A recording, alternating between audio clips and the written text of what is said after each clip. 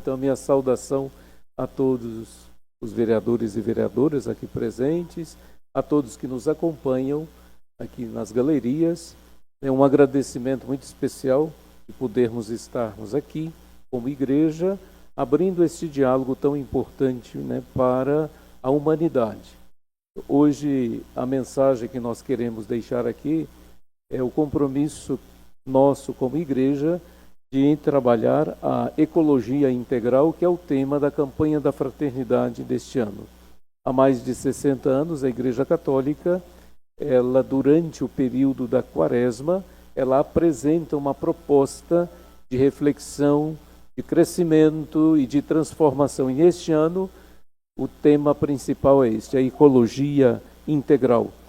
Mas antes de entrar diretamente no tema, gostaria de agradecer, aos que puderam estar conosco no dia 26 de outubro do ano passado, logo após o resultado das eleições. Tivemos um encontro, com os vereadores e prefeitos eleitos em Casa Branca, e naquela ocasião foi uma primeira aproximação, especialmente com esta expressão tão importante do poder público. Eu recordava aos que estavam presentes o quanto o Papa Francisco tem nos ajudado a compreender a importância da política como o exercício do bem comum, todas as ações para que o ser humano possa ser bem cuidado, bem acompanhado. E concretamente, na organização da cidade, do Estado e de uma nação, é o exercício da política que deve ser feito dentro dos critérios da consciência e do bem comum.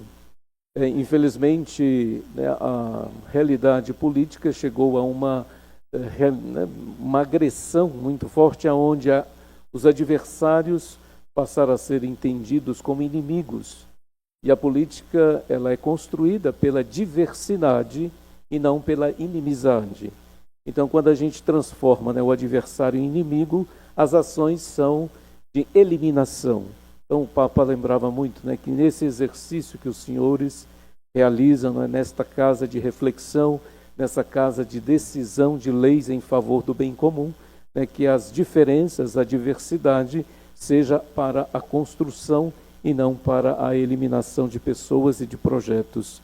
Então, agradecendo a visita de vocês lá conosco, venho aqui também. Mas também recordávamos que a nossa igreja, enquanto instituição, ela está organizada não só no nível de diocese, como estamos aqui representando, não somente no nível nacional, a partir da Conferência dos Bispos, mas ela é uma entidade internacional.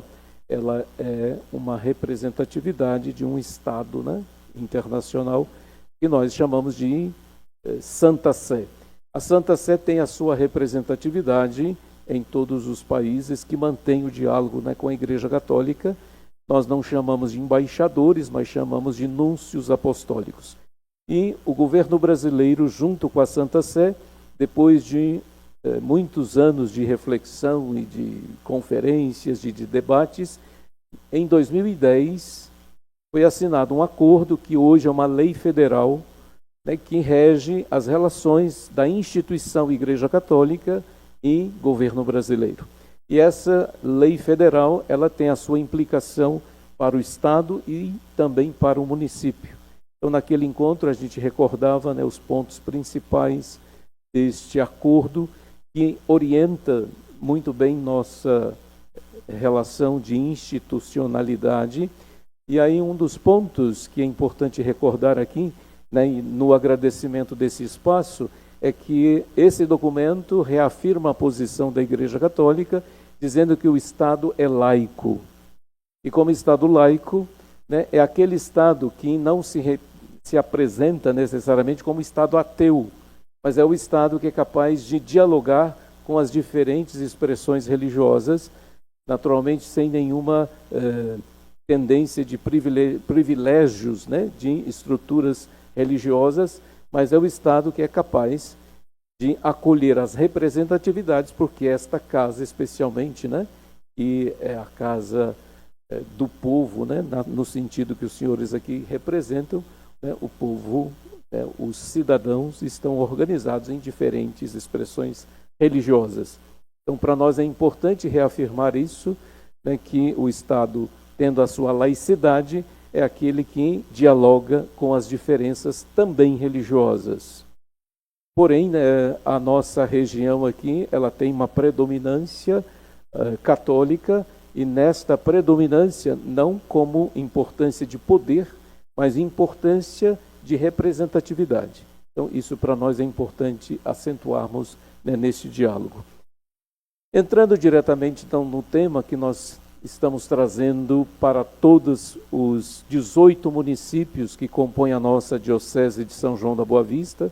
Aqui é a sede da Diocese, em todas as câmaras possíveis e com os gabinetes dos senhores prefeitos. Nós estamos recordando que a Igreja Católica e o cristianismo como um todo tem duas grandes festas que se celebram.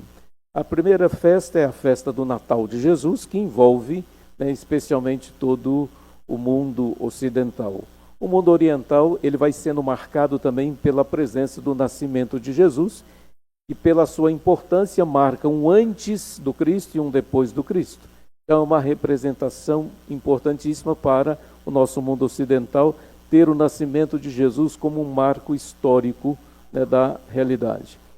Depois nós temos a festa da Páscoa, a ressurreição, que é o que dá sentido ao nosso ser cristão, e é também a iluminação para que nós possamos entender o que é acolher a decisão de Deus de se fazer um de nós na festa do Natal, da encarnação de Jesus. São duas festas tão importantes que a Igreja coloca um tempo de preparação. Para prepararmos o Natal do Senhor, nós temos 4 domingos que chamamos Tempo do Advento. E para prepararmos essa grande festa da ressurreição, a vida nova, a Páscoa de Jesus, nós temos 5 semanas.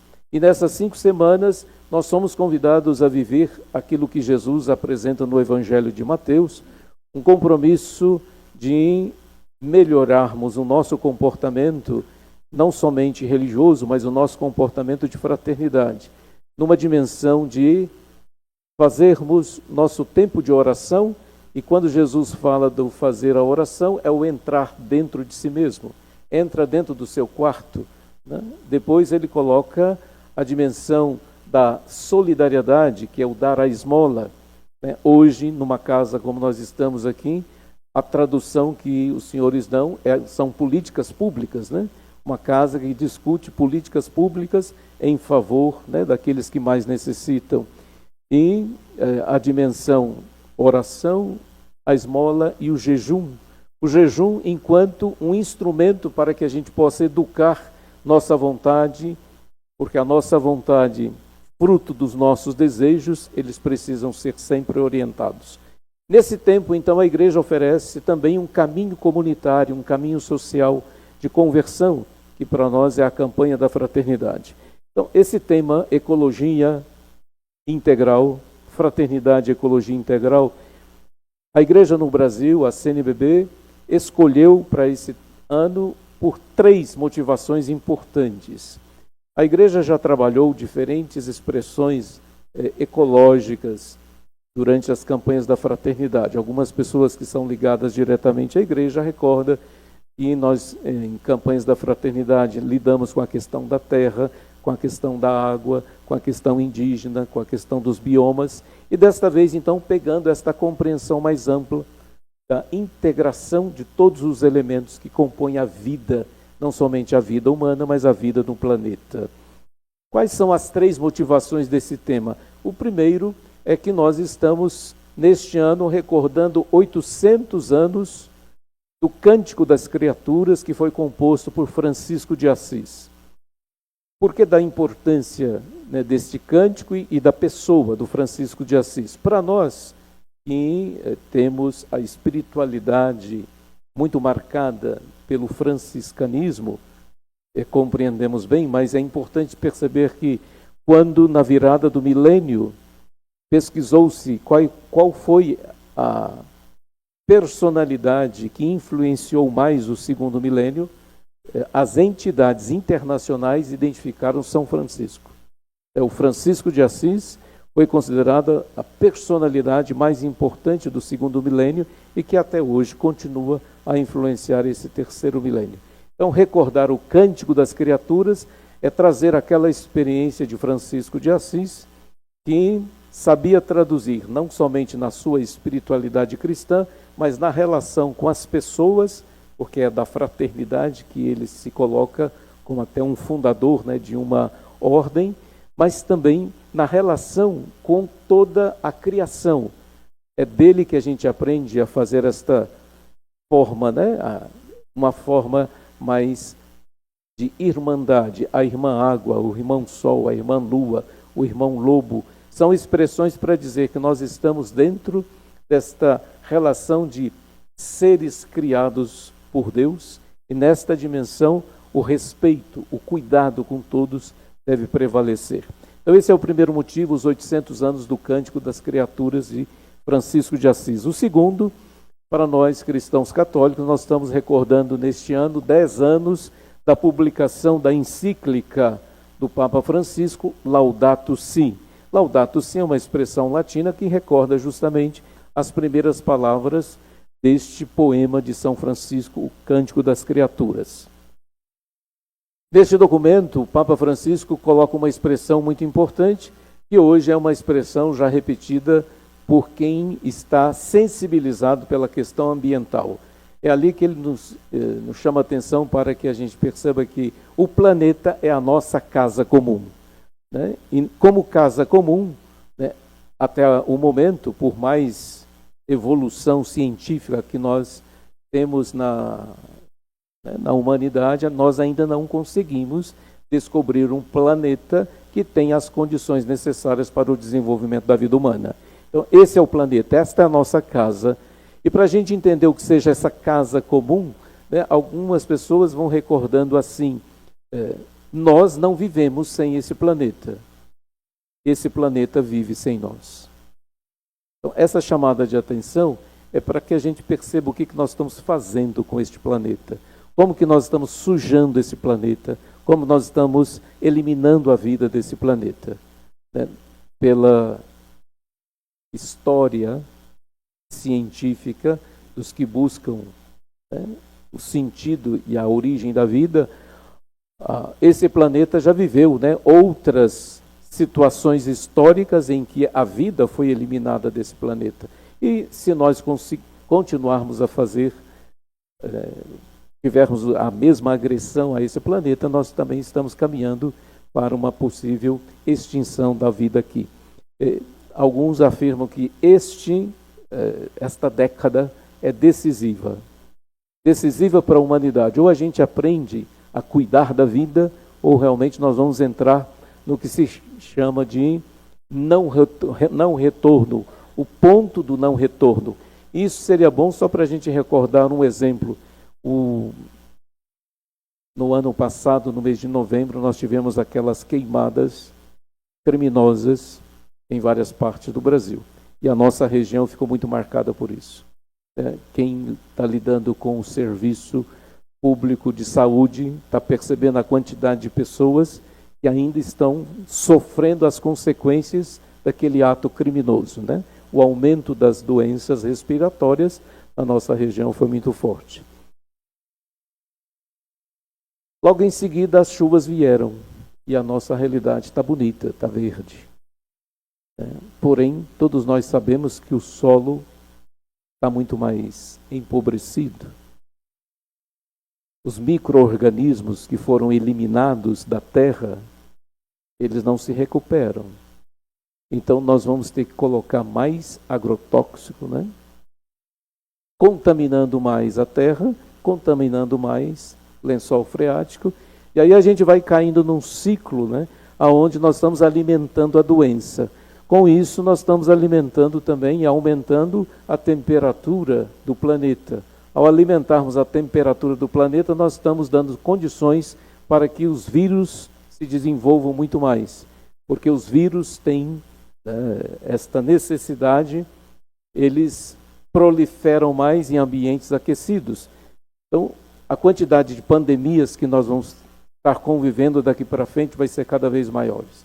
Com isso, né, o poder público fica sobrecarregado. Né? O sistema de saúde já está, né, com o seu limite quase no máximo, e a Organização Mundial da Saúde está, né, nos alertando que para 2030, se nós não fizermos alguma coisa mais agressiva, nós vamos implodir esse sistema.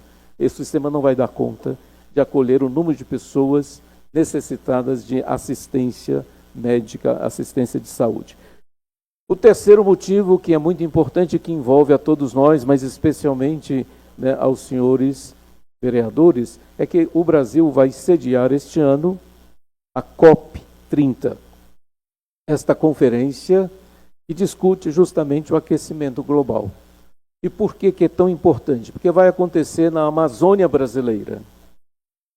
E vai ser necessário que os dirigentes mundiais entendam que a Amazônia não é só árvore em pé, não é só floresta, não é só água, não são só os animais.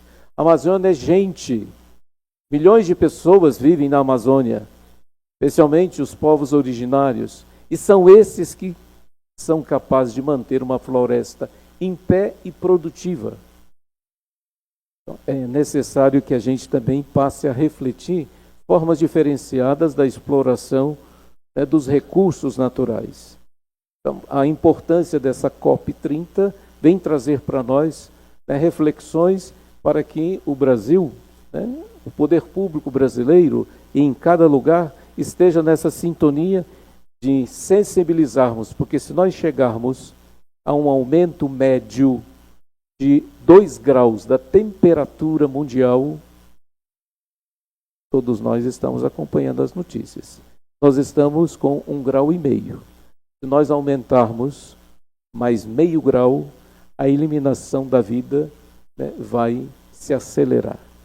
Então, é hora de nós tomarmos mais consciência, e por isso é a contribuição que a nossa igreja quer dar à humanidade.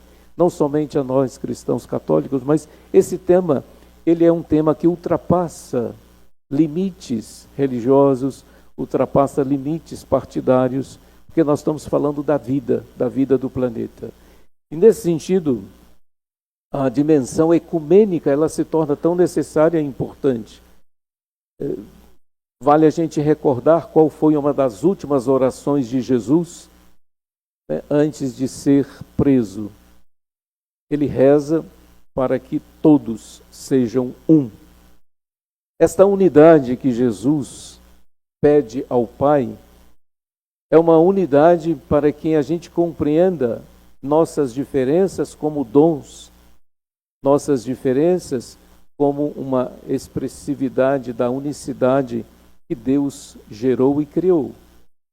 Então, esta unicidade, rezar, né, como Jesus, para que nós sejamos um, para que nas nossas diferenças nós somemos os esforços, especialmente, né, no exercício da missão dos senhores e senhoras, o exercício de projetos que possam ajudar nesta preservação da vida. E aí Jesus, ainda ao acrescentar na oração, né, um elemento, nos chama a atenção. Assim, por que ele reza para que nós sejamos um? Para que as pessoas acreditem. Muitas vezes nossa palavra fica desautorizada porque nós não estamos vivendo em unidade. Se nós aprendermos a termos uma fraternidade, uma acolhida, um respeito às diferenças, a nossa palavra tem credibilidade. O que a gente pronunciar atinge a consciência e o coração das pessoas. Então, que nós sejamos assim abertos, né, a esta iniciativa, né, de Jesus de rezar por nós, e que nós também continuemos desta oração. A campanha da fraternidade, ela é uma campanha que para nós tem uma dimensão religiosa, celebrativa, mas tem esse aspecto do diálogo, né, com toda a sociedade. E é uma campanha que provoca e promove diferentes e vários projetos. O discurso, ele não pode ficar, né, só no pronunciar de boas reflexões ou chamadas de atenção ou boas ideias. Todos os anos a igreja ela financia diferentes projetos, no nível nacional, nível estadual e no nível local. A nossa diocese financiou no ano passado, a partir da arrecadação que é feita pelos cristãos católicos durante a quaresma, se faz uma coleta e a nossa igreja aqui de São João da Boa Vista, a diocese financiou 5 projetos que estavam ligados com o tema da campanha da fraternidade do ano passado, e trabalhou, né, a dimensão da fraternidade, da acolhida. Este ano também o que vai ser arrecadado vai ser para que nós reflitamos os projetos ligados à ecologia e dentro do tema da ecologia integral. Isso, então, a CNBB ela financia diferentes projetos, né, a nossa organização no estado de São Paulo, que nós chamamos CNBB Regional Sul 1, também financia, e o nosso. Mas também a gente quer apresentar, né, aos senhores e às senhoras uma sugestão de um projeto, de algo tão prático, tão simples, porém que traz um resultado, né, muito concreto dentro dessa compreensão do que seja a ecologia integral que a campanha da fraternidade está promovendo. Para nos ajudar e para sermos mais rápidos e técnicos, nós temos aqui uma representatividade não somente dos padres aqui da cidade de São João da Boa Vista, né? Não só os que estão aqui representados, mas ali em cima também está Padre Gerson. Nós temos aqui a Pastoral da Ecologia, nós temos o grupo que trabalha a campanha da fraternidade, nós temos aqui a representatividade da Pastoral Fé e Política, nós temos aqui a representatividade também da Caritas, que é esse grupo que organiza as ações sociais e de promoção da Igreja Católica.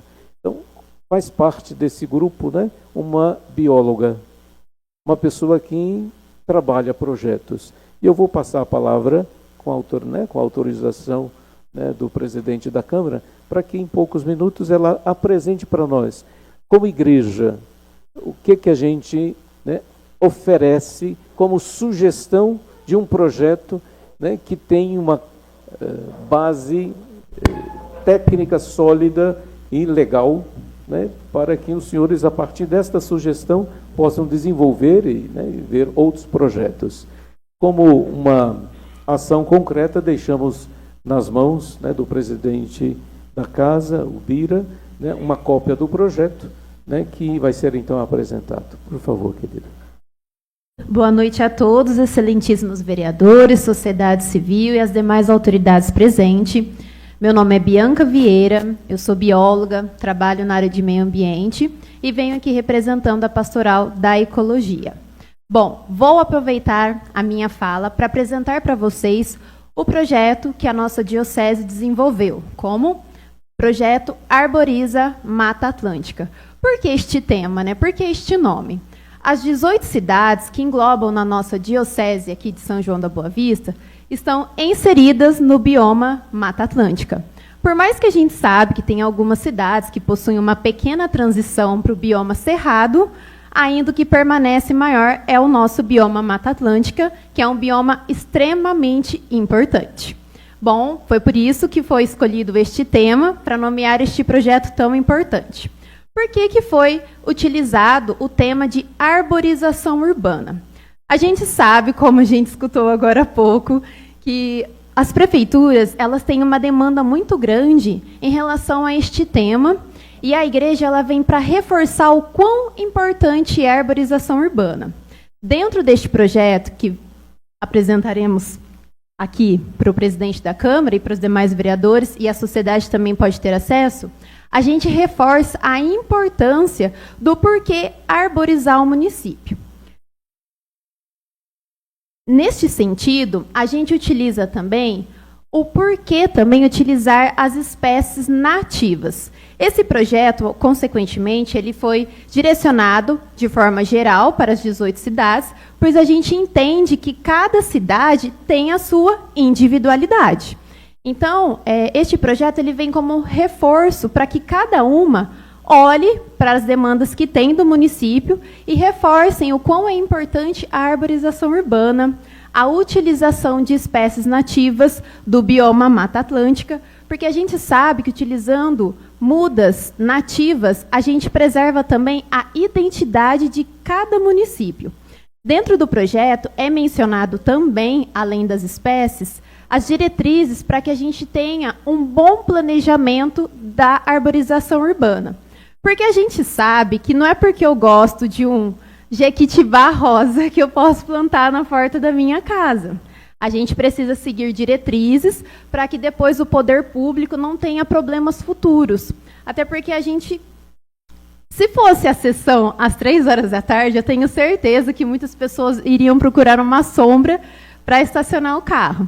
Então, a gente sabe que a gente gosta dessa sombra, mas muitos não querem aderir abraçar essas árvores, né? Então, a gente demonstra o quão importante é realizarmos a arborização de uma forma assim, efetiva. Além disso, é mencionado também dentro do projeto, além da utilização de mudas nativas, seguir as diretrizes, por exemplo, como o espaçamento, né, da calçadas, utilizar as espécies com a estatura correta, para que não tenha problema também na fiação. É mencionado todos os benefícios que a arborização ela traz, não só de forma individual, mas de uma forma totalmente coletiva, né, para a sociedade em si. Então, esse projeto ele reforça o quão importante e as diretrizes que a gente precisa utilizar para ter uma boa arborização urbana. Inclusive, é mencionado também, para a gente fomentar o projeto, um estudo científico muito legal que foi realizado no município vizinho, de uma área arborizada e de uma área não arborizada. A diferença de temperatura é gritante. A gente sente totalmente a questão do desconforto térmico. Muitas vezes a gente não precisa nem estar na rua para sentir esse desconforto térmico, né? Então, a gente vê também que temos os problemas com as mudanças climáticas hoje. Então, a arborização urbana, ela auxilia também na mitigação desses impactos. E o projeto também ressalta a importância da conscientização ambiental. A gente sabe que aqui no município de São João da Boa Vista existem entidades ambientais que abraçam totalmente a causa, que é muito importante também ter essa parceria do poder público, né, do legislativo, executivo, com a sociedade. Quando for realizar, por exemplo, algum projeto de arborização urbana em um determinado local, convidar, né, os moradores, ter essa sensibilização, pois é através da educação queremos sensibilizar a população, queremos ter projetos mais efetivos e, consequentemente, reforçar também que o benefício não é individual e sim coletivo. Então, o projeto ele vem como uma forma de reforçar toda essa questão de seguindo, né, as diretrizes corretas da arborização urbana, tendo o apoio do poder legislativo, né, do poder público, da sociedade, das entidades ambientais que tem dentro do município. A gente sabe que plantaremos hoje para colhermos futuramente, né? Então, o projeto ele vem para reforçar o quão importante é a arborização urbana e os seus benefícios. Muito obrigada a todos. Nós cristãos, por favor, expresse.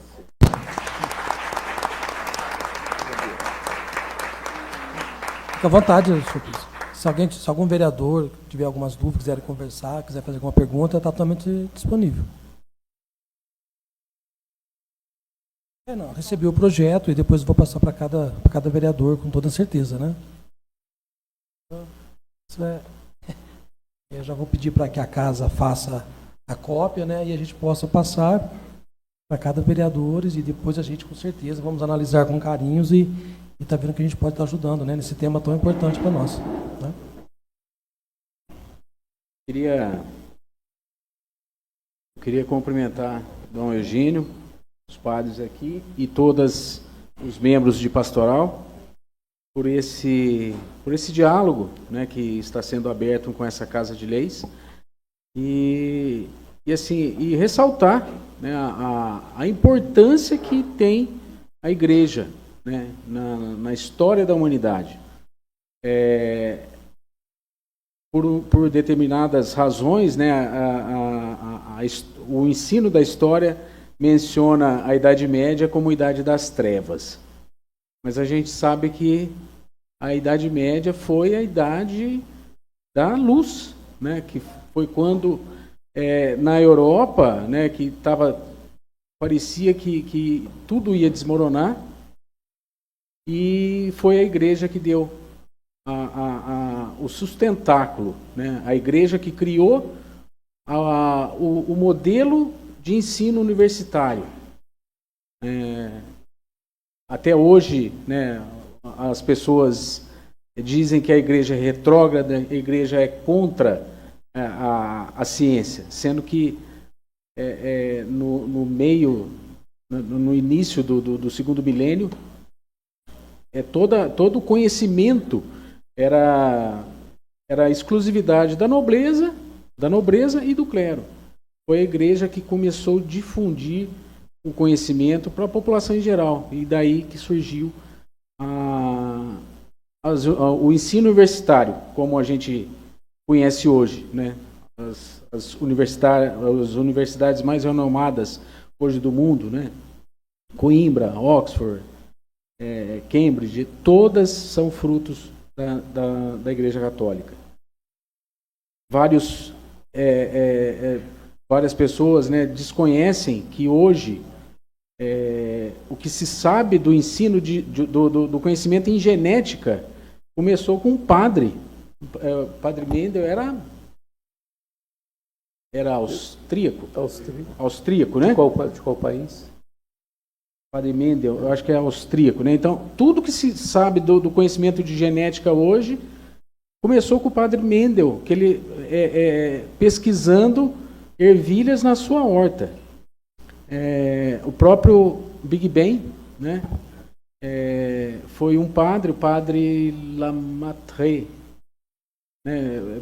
Que é um padre belga, que formulou a teoria do Big Bang. Então, a igreja nunca foi contra a ciência, né? A igreja sempre prezou, né, o principal, que é a nossa função, a função da igreja, que é levar as almas para o céu. Mas nós somos cidadãos dessa terra. Então nós temos essa responsabilidade com a nossa casa comum. Então, no meu discurso de posse, hoje eu reitero, né, a gente está aí às portas de começar, né, um debate no nosso plano plurianual, e esse tema não pode deixar de ser objetivo dos nossos debates.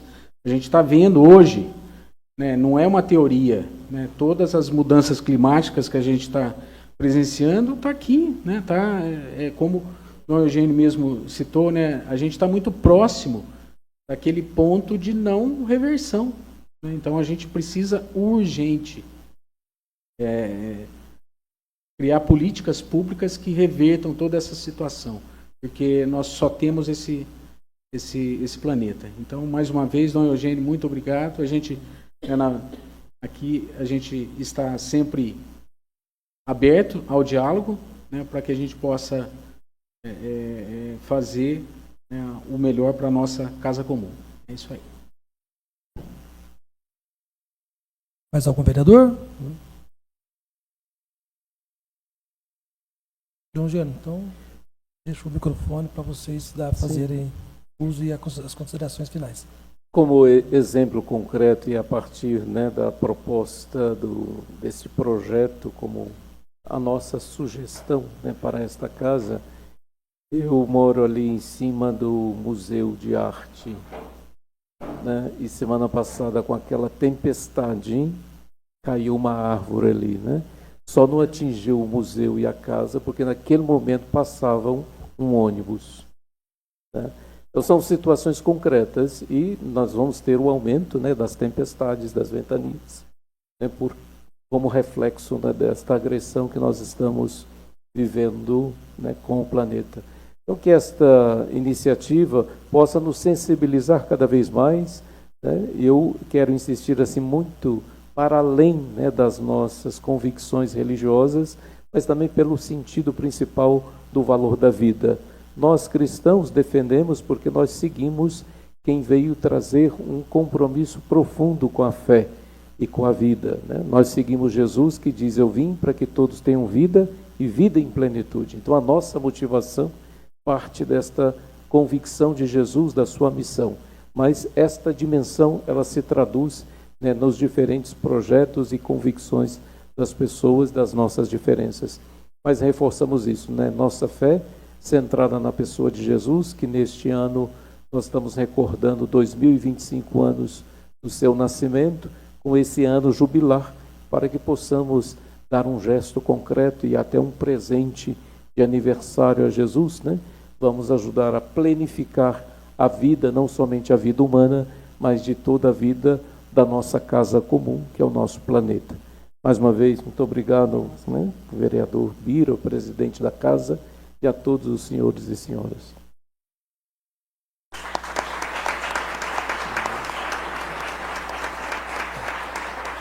Nós que agradecemos a iniciativa, nós que agradecemos a presença de vocês, serão sempre muito bem-vindos, né? Essa importância que a igreja tem em nossas vidas, nossa sociedade.